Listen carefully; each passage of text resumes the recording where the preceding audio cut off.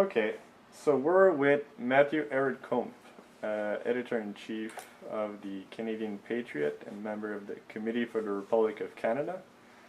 We have different questions that we want to ask him about related to the latest event that occurred in Quebec, in Saint-Jean-sur-Richelieu, and in Ottawa, and how it actually relates on a global scale to the events we've been seeing for many years, the escalation. How does it relate to that? So the first question is, you have these two events which occurred recently last week, 2 days apart. We have had a growing police state being created since 9/11 in the United States, of course. How do you see the events for Canada? What does it entail for the future in Canada? Can you say a little bit? Yeah, sure. Well, I mean, as most of the audience here watching will have known by now, that there's been two so-called terrorist incidents which have occurred this past week. The first being that hitting of the officer that occurred in Saint-Jean-sur-Richelieu on I believe it was the 18th or the 16th of October. And then more recently on the 23rd, we've had the shooting in Ottawa.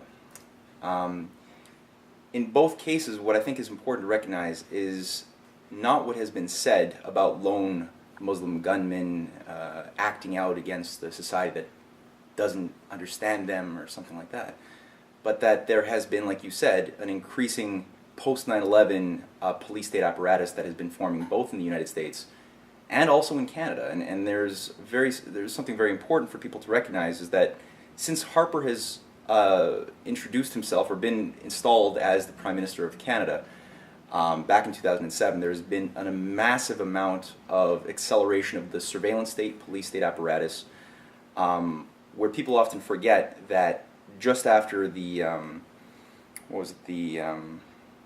Boston bombings last year in 2013, I think it was April. Just after that event, we had a via rail terrorist plot that was subverted, and within a day of that so-called, subversion of that terrorist plot that didn't go through, not many details were released to the public, but within a day after that occurred, what you had was Bill S7 that was introduced in the Parliament and passed, which allowed for the preemptive detainment of Canadian citizens on suspected charges of terrorism. For up to 3 days, no charges had to be laid, no habeas corpus, no nothing. And if anybody chose not to testify in court for any reason on whatever charge that they were, or whatever claim that they were was being laid upon them, they could be held for up to 12 months with no charge. And this was something which was a complete break of the Canadian Charter of Rights and Freedoms, and happened almost as though when people were asleep and just in a state of fear and confusion, because this was all over the media. And this is exactly what has occurred now in the context of these last two terrorist attacks on Canadian soil. Harper, this is all of 8 days ago, introduced a bill. I forget the name. I don't think the bill has actually received a name yet, but it is about to be voted up, which both integrates Canada, especially CSIS, more deeply into the Five Eyes: Australia, New Zealand, the United States, Great Britain. So the Five Eyes security apparatus that Edward Snowden revealed in great detail, how this thing operates internationally. This will integrate Canada ever more deeply. It will expand CSIS's powers, the Canadian Security Intelligence Service. It will expand their powers to utilize secret evidence from sources that are secret, informants, moles, whose names will never need to be revealed in court against anybody who's prosecuted or accused of conducting anything which is against the interest of the state, and are labeled so-called terrorists, which even that, as Edward Snowden and Glenn Greenwald have made the point, are terms that are very much underdefined. What terrorism is. I mean, this can be very easily and loosely interpreted in many ways, which makes it very dangerous. But now even the judges, the lawyers in those cases will not be allowed to know the names or the Or the nature of the allegations. Where does it come from? No. What proofs? No, exactly. And so these are completely unprecedented in Canadian history, and I don't think that these things would go through if things that I think we have reason to believe are false flags, such as these terrorist operations, had not occurred. So I think that in terms of the more recent events. Right. I have another question, which is related to the research you've done on CSIS. You know, the structure that we have today. You had mentioned, you know, how did these things basically come to be? Of course, we know about the RCMP. You know, different events occurred in the past. One would remember the October in the 70s when when the soldiers were basically sent in the street to stop the martial law was imposed in Quebec and Montreal especially to stop the FLQ. Now, so that's the RCMP and the military. What is CSIS? Where does it come from? And what's the background? Sure. Well, it's good that you went as far back as you did, back to the October crisis, because to understand what CSIS is, you really do have to go back that far, and you have to recognize that the utilization and creation of terrorist groups, anarchist groups within Canadian soil has been something which is a sad part of our governance structures, which it really kicks off throughout the period of the 60s. And in the 60s, what did you have? You had a great period of potential. You had John F. Kennedy's programs up until 1963, until his assassination, inspiring people around the world to think about the future, to actually engage in Roosevelt, Lincoln-style nation-building strategies, which were aimed directly at eliminating poverty, at applying the best technologies that we have for developing and problem-solving the world over, right? And getting rid of colonialism and all of its evil traditions from the British Empire and helping these countries develop in a modern way. And that was the dream. That was where we were going.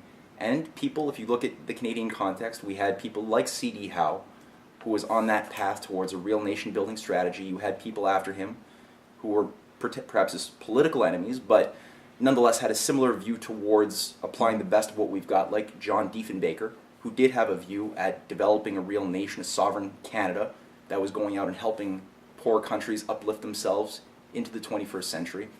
And all of this was gripping the imaginations of young people. So what overthrew this cultural dynamic of optimism? Well, you got to look at the 60s. The 60s was a real social engineering experiment, which a lot of people have not fully internalized what happened. Because after JFK died, it wasn't just that everything went sour magically. There was a huge onslaught into the population, especially those baby boomers who were born after World War II, who were submitted to a whole new strategy of warfare in Vietnam, friends coming back in body bags for a war that nobody understood. You had LSD spread all throughout the campuses of McGill, of Harvard, of Yale, all across Europe, of sex, drugs, rock and roll, forget the future, forget the past. The whole new ethic became live for the now. Live for your hedonistic impulses, just be, right? So the environment of terror, people often forget, had really been put in place throughout the 60s in Quebec through the method of using things like the FLQ, the Front Libération de Québec, which was a radical, anarchistic terrorist group, which made a name for itself by setting up bombs in mailboxes throughout the entirety of the 1960s. Many people were injured. We had deaths.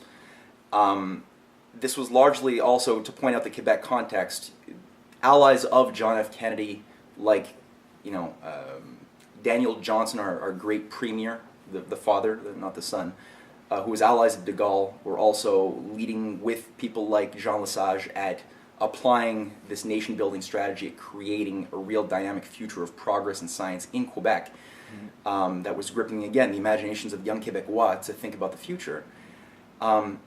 This is what was really under attack. Was this sense of the idea that the future could be a great place if we build it, if we always go to what's better. So when all of these bombs are going off, the FLQ was spreading.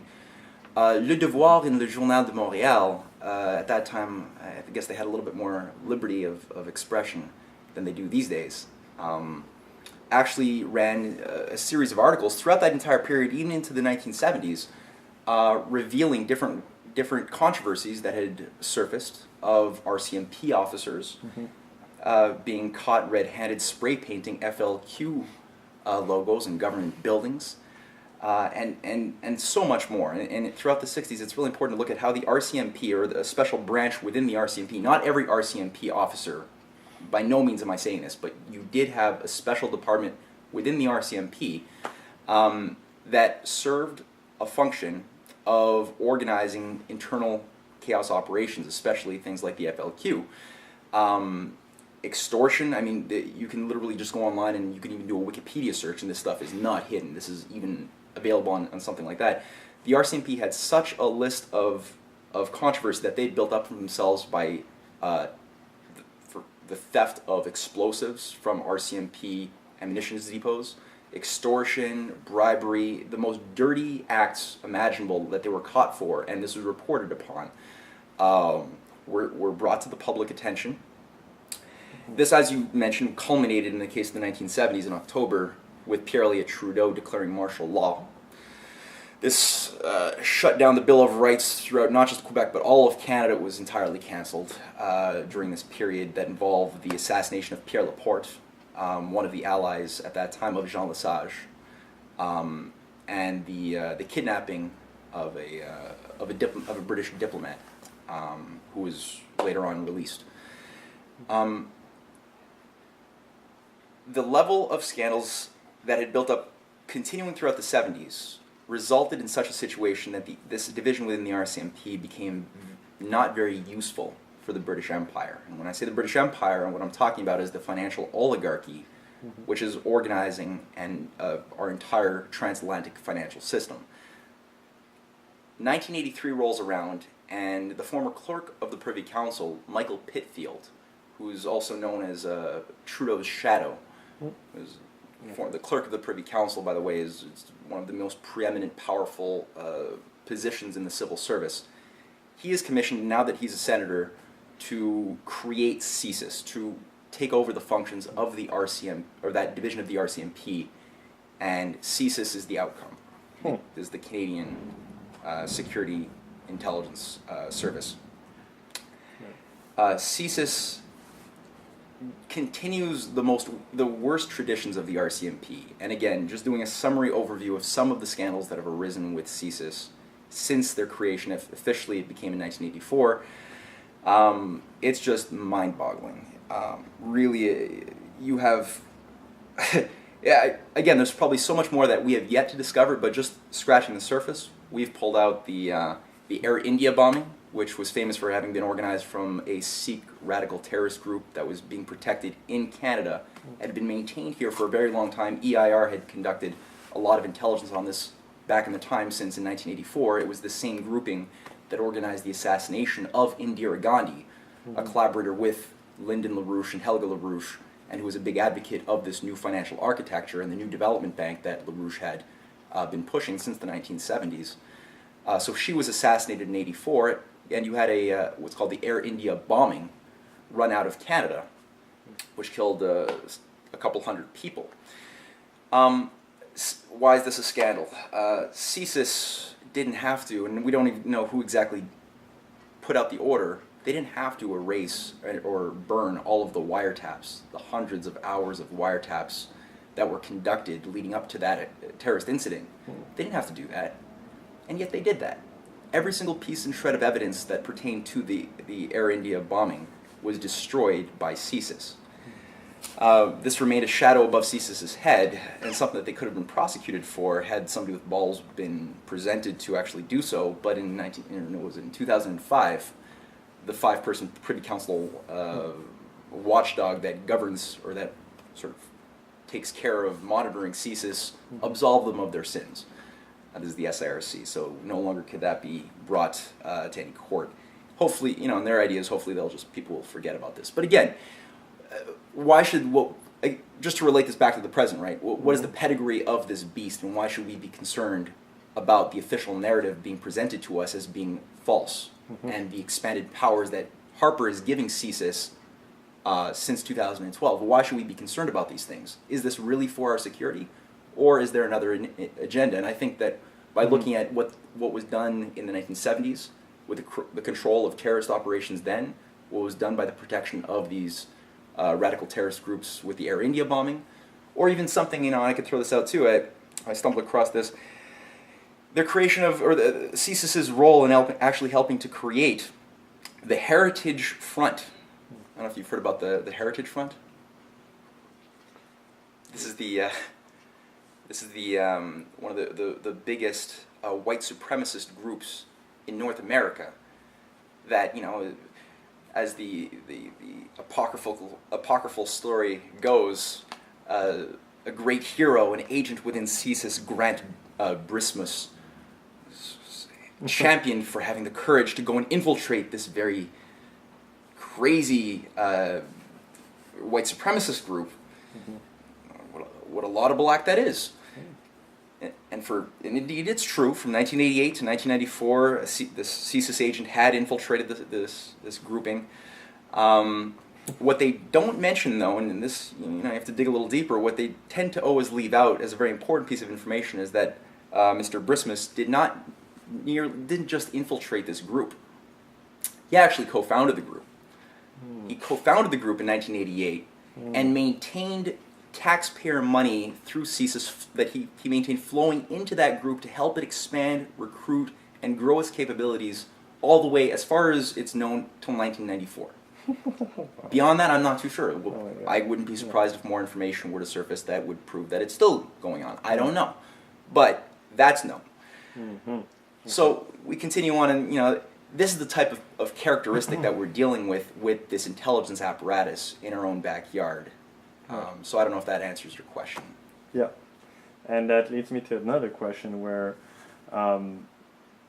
obviously you have certain measures which are being imposed or that will be imposed because of these events that just took place and are related to the overall arc of what we've seen since 9/11. As Glenn Greenwald mentioned in his latest article, where he said, Canada should not be surprised because we've been at war for 13 years. So if something happens here, well, the chances were that it could have happened way before. Now that's the thing, could have happened way before. So maybe our intelligence services are actually working fine in a way, preventing these things from happening before. But now it just happened. So maybe something changed. And we see that I would relate it to the ongoing meltdown of the financial system. And, well, what do we see also in Western Africa? Well, we see Ebola spreading. And we see the Islamic State, in the Middle East. So there's all these things that seem to happen, at the same time. So clearly there's that on one side. Then there's the BRICS nations that are doing certain things totally differently. When we look at the China Shanghai expedition to the moon, and the cooperation between these nations of Asia, Russia, China, India, incorporating South Africa and Brazil, and more of the South American countries now that want to join.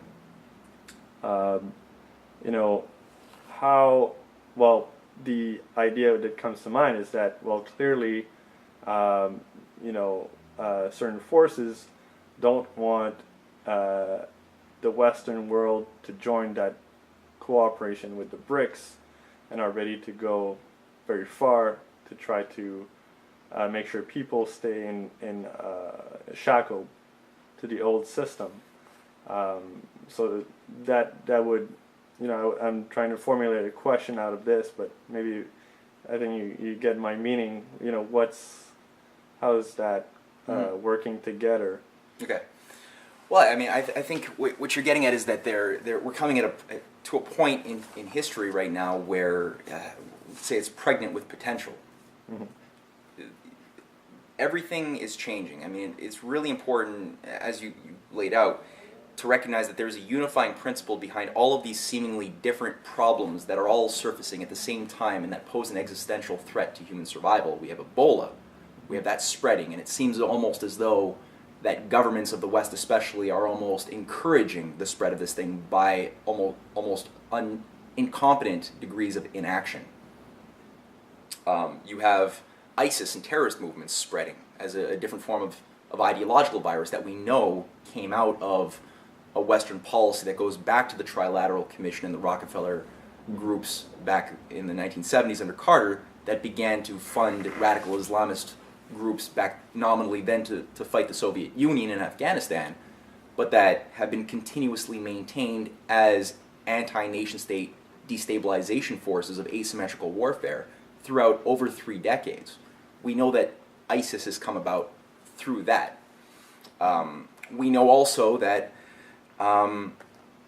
people like Joe Biden, of all people, the Vice President of the United States, had recently revealed that it is the U.S. and also Canadian allies in the Middle East, like Qatar, Saudi Arabia, Jordan, Turkey, who are major backers of ISIS. This was just not 2 weeks ago that this came out in a speech in the United States. And, keeping in mind all of this, you have the former Senator Bob Graham, who in a CBC interview also revealed that had these 28 pages that are classified, had these been made open to the public knowledge, as Obama promised that they would be, of the 9/11 Commission report. Of course, Bob Graham was a member of the original 9/11 Commission that focused on the Saudi government financing of the terrorists or the Saudi agents in America before 9/11 occurred, who carried out that operation. He made the point in the CBC interview not 2 weeks ago that the current threat of ISIS would not be happening, obviously, because that would have exposed the hand of the Saudis in backing ISIS, which, if that's not there, if they're not able to do that, there's no ISIS. Mm-hmm. So you have these two. You have Ebola, you have ISIS, you have a financial collapse occurring of the Western derivative markets. The whole speculative bubble is coming down. The bailouts don't work. The bail-ins are getting ready to be kicked in to confiscate bank deposits. Austerity is being pushed down everyone's throat to cancel pensions and everything else you can imagine, both in Europe and North America. And people are being induced to treat these as separate events. And that's wrong. Because obviously when you understand the nature of the financial oligarchy, you understand what's the process that we're operating in, you realize that there's a unifying principle. This is what our whole organization was created to stop in the 1970s, when LaRouche actually set up Executive Intelligence Review and our international movement, was to warn that Ebola, these types of mutations, would be the outcome of the destructive policies of the IMF and World Bank that had decided to not allow for real growth and real development of former British colonies and the deconstruction of our own former industrial societies. When these policies began to be put into place, LaRouche even back then said that mutations and Ebola-like diseases, he had named Ebola when we had created our biological Holocaust task force in 1974. He warned that these would be the things you should expect. Terrorism should be the type of thing you should expect if you don't permit for the sanitation, the infrastructure, the mental development of people around the world, and instead, do what Zbigniew Brzezinski and the Trilateral Commission did. You should expect that. And he made the point that you should expect an economic collapse, because a speculative system that only creates financial wealth without creating physical wealth will create a physical boundary condition, a bubble, whose intrinsic essence is to collapse. And looking at the financial oligarchy, which he had and our organization had been very sensitive to back then, he made the point that, look, when you look at those who are trying to manufacture this whole insane, perverted system, their policy is to bring about a global depopulation, a global genocide. This is a matter of policy and intention. So you take all this into account, right? And then you look at what's coming out of the BRICS countries, the countries that are actually acting on the warnings that Mr. LaRouche had made for 4 decades, as I said, going back to Indira Gandhi and his work with the Non-Aligned Movement. These countries are now, as of today, you have the Chinese Infrastructure Investment Bank being created that involves dozens of Eurasian countries, African countries that are integrated. Their first investment will be the creation of, or a big investment into the Silk Road, which has been one of our policies for a very long time, that involves bringing high-speed rail, energy infrastructure to Eurasian countries. This has been offered to go all the way into Europe, into Africa, into even the Bering Strait, into the Americas through the Bering Strait. This is what China and Russia have announced. So you look at these positive developments, the new development bank that was created in the summer of this year as a replacement to the IMF that China, Russia, and India are spearheading to emit long-term credit, no conditionalities for long-term development in countries like, Central, South America, Africa. And there's many more. There's a Shanghai Cooperation Organization Bank that's being prepared to be put into place in their next meeting next year. So there's a complete commitment to the future, to development, to war avoidance coming out of these countries, and all of branches are being presented. Their approach has been to create as many inroads and bridges towards working with the Western governments on seriously tackling Ebola with a global cooperation, like a policy that involves treating Ebola as if you would treat any Hitlerian war threat, treat an actual real problem that we have in that type of way that involves massive amounts of investments into healthcare, creating doctors, nurses, deploying the best medicine and the best knowledge.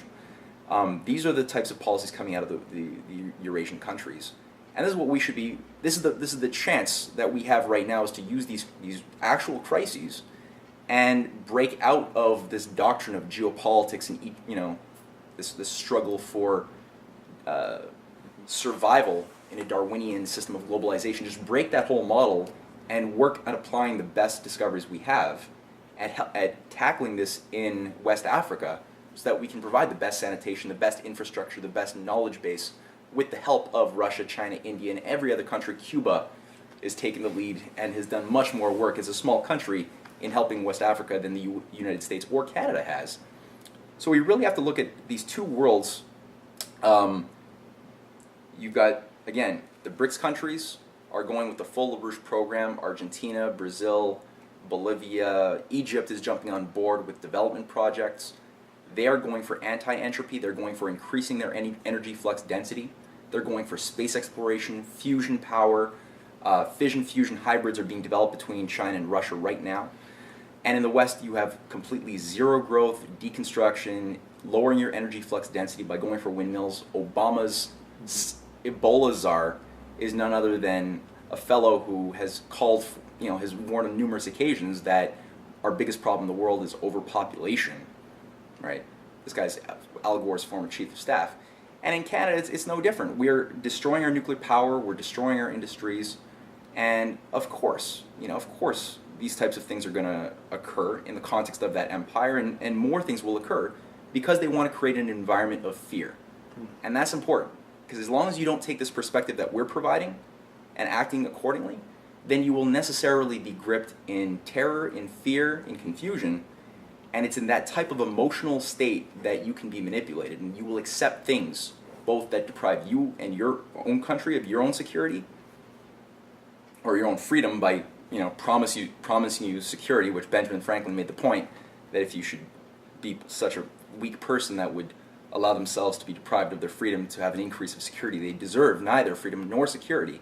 So this is happening, and also the permission of bombing campaigns for foreign threats abroad, which you don't fully understand, like what Harper's now engaged in doing by bombing these ISIS groups with our Saudi allies in Iraq, soon Syria, which Obama's already begun doing. And we tend to forget that who are the biggest sponsors openly of radical groups like ISIS? Well, it's what Joe Biden said and what our movement has been proving for a long time. It's the Saudi monarchy, the Saudi government. It's the British empire system that put the Saudi government in power and that maintains them. It's the same one that controls the Canadian Civil Service, the Canadian Privy Council. This is the real controlling center of the Canadian bureaucratic system. And you see the same thing operating through Wall Street and through the Council on Foreign Relations in the United States. It's the same British Empire that had destroyed India, destroyed Ireland, that ran things like the Civil War. It's the same historical arc that we're living in, and people have to recognize it for what it is, and then they can act accordingly to see how what's coming out of the BRICS is not a new empire. This is a complete break from the imperial system, and it's more American than what Obama is representing right now. Mm-hmm. And that's what Canada should do. All right. So last question. What should people will watch this video do right after they watch it? Or in the days that will follow? What should they do if they're Canadian citizens to make sure that we don't continue in the downward spiral, but that we actually, lift ourselves up? Well, I would say right now our window of opportunity to change things is getting smaller, so the time to act is now. Now, our organization has been active across Canada for a number of years. We are representing a unique fight to bring about this strategic perspective. We have been fighting to bring in programs such as Glass-Steagall to shut down the entire bailout system, which the big five Canadian banks are completely implicated in. Glass-Steagall is the only way, and the Canadian version of it can work. We've had Burnaby, British Columbia, that is the third biggest city in BC, that had the courage to pass our resolution demanding that Glass-Steagall be adopted on a global level, so they are thinking globally and demanding that our government do the same. We made this happen because thinking citizens got in touch with us and organized with us to put the pressure and spotlight in the right place.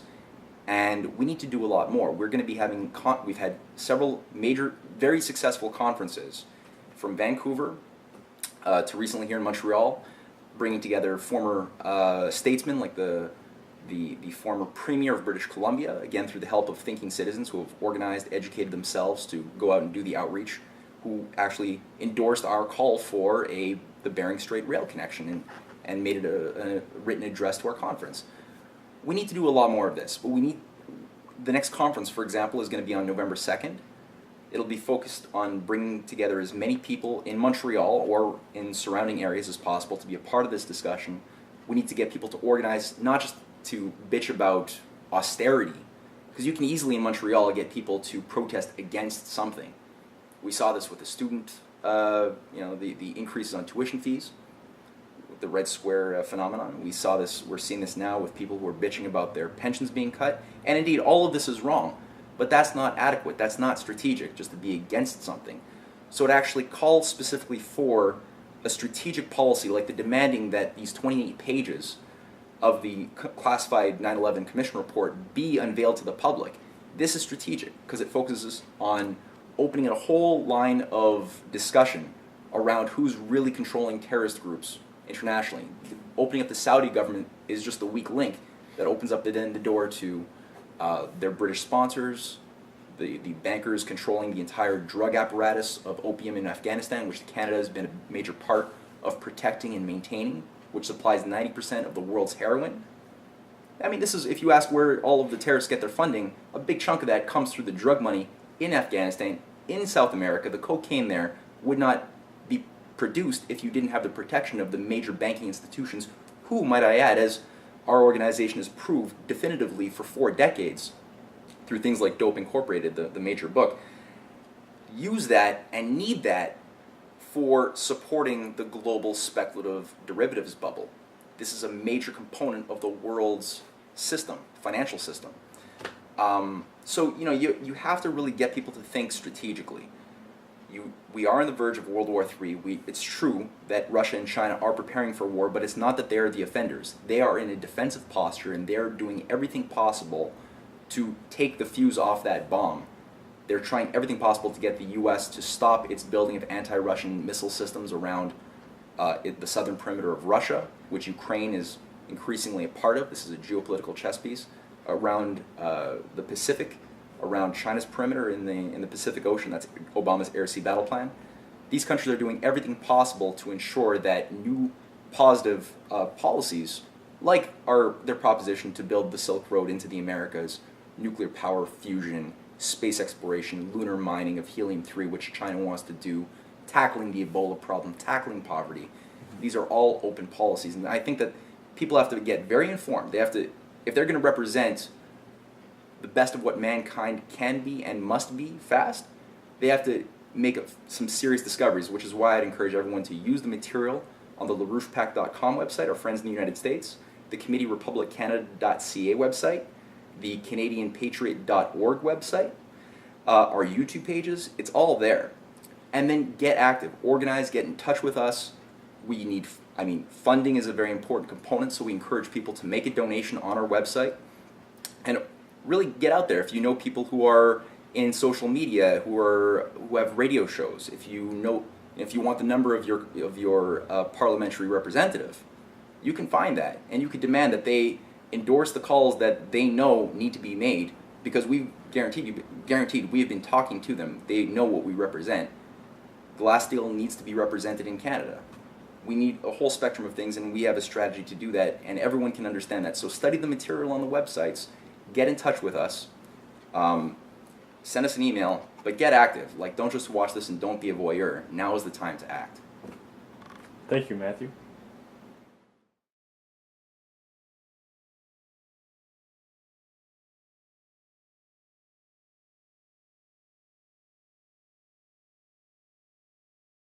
Okay, so we're with Matthew Ehret-Kump, Editor-in-Chief of the Canadian Patriot and member of the Committee for the Republic of Canada. We have different questions that we want to ask him about related to the latest event that occurred in Quebec, in Saint-Jean-sur-Richelieu, and in Ottawa, and how it actually relates on a global scale to the events we've been seeing for many years, the escalation. How does it relate to that?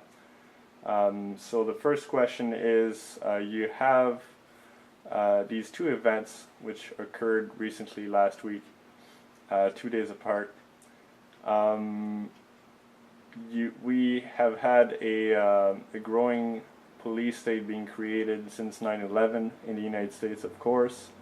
How do you see the events for Canada? What does it entail for the future in Canada? Can you say a little bit? Yeah, sure. Well, as most of the audience here watching will have known by now, that there's been two so-called terrorist incidents which have occurred this past week. The first being that hitting of the officer that occurred in Saint-Jean-sur-Richelieu on I believe it was the 18th or the 16th of October. And then more recently on the 23rd, we've had the shooting in Ottawa.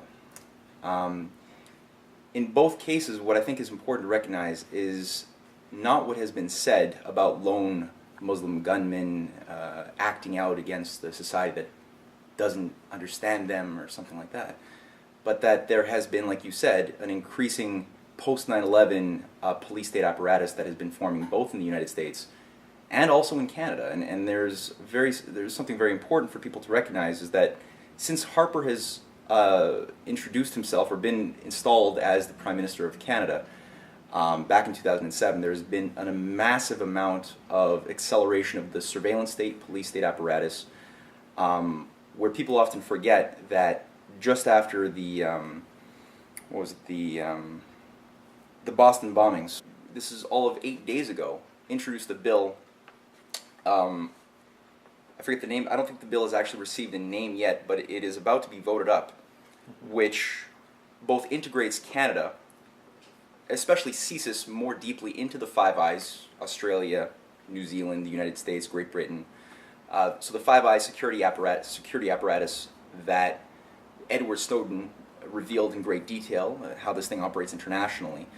This will integrate Canada ever more deeply. It will expand CSIS's powers, the Canadian Security Intelligence Service. It'll expand their powers to utilize secret evidence from sources that are secret, informants, moles, whose names will never need to be revealed in court against anybody who's prosecuted or accused of conducting anything which is against the interest of the state, and are labeled so-called terrorists, which even that, as Edward Snowden and Glenn Greenwald have made the point, are terms that are very much underdefined.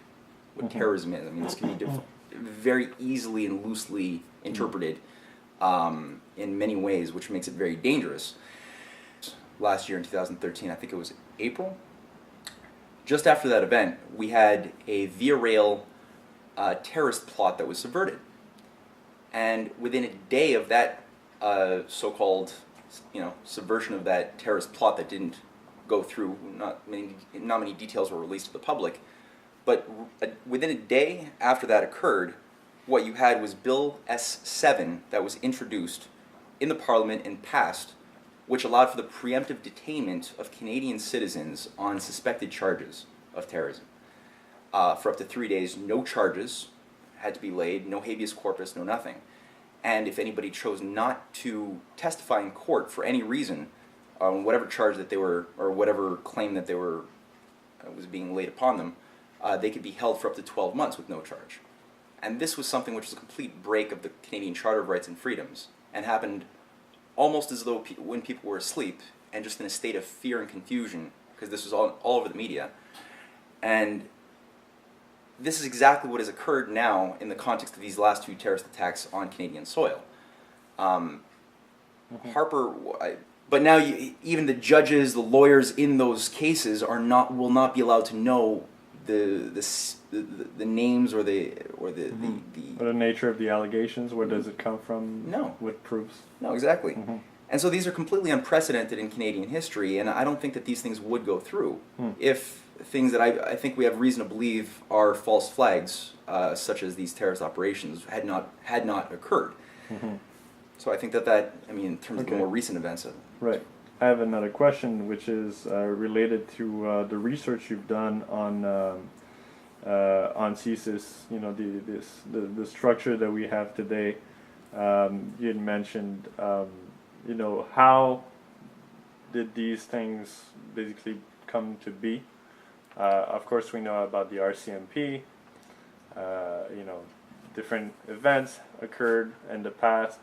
One would remember the October in the 70s when when the soldiers were basically sent in the street to martial law. stop the martial law was imposed in Quebec and Montreal.